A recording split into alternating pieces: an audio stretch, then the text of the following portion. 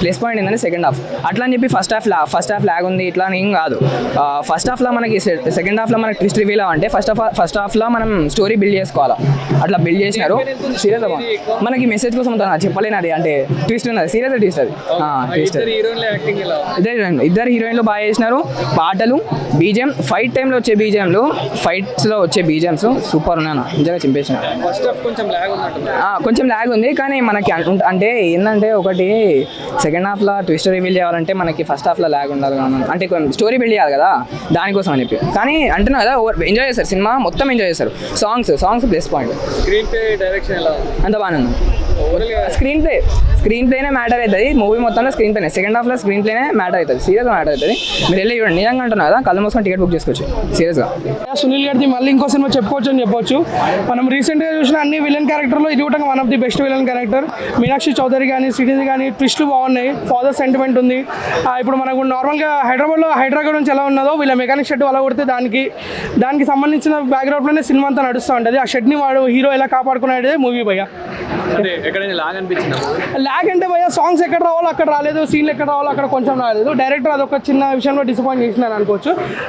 BGM songs అయితే next level, కాకపోతే అది ప్రాపర్ స్క్రీన్ ప్లే రాలేదు అనుకోండి.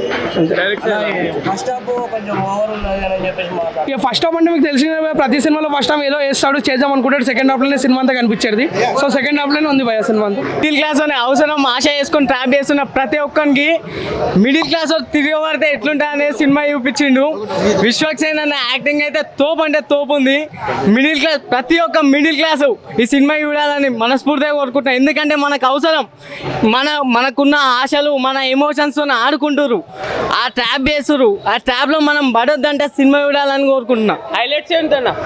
హైలైట్స్ అంటే సినిమాలో ప్రతి 10 నిమిషాలకు ట్విస్ట్ ఉంటుంది అన్న. ట్విస్ట్లే హైలైట్స్. ఇక ప్రతి 10 నిమిషాలకు ఒక్కొక్కటి రిలీజ్ అవుతుంది. నాకు నచ్చిన ట్విస్ట్ అన్న, పాపం అలా తండ్రిని చంపుతాడు. కానీ తండ్రిని ఎందుకు చంపుతాడంటే అంటే మన అవసరం కోసం ఒక సీన్ క్రియేట్ చేయడానికి తండ్రిని చంపుతాడు.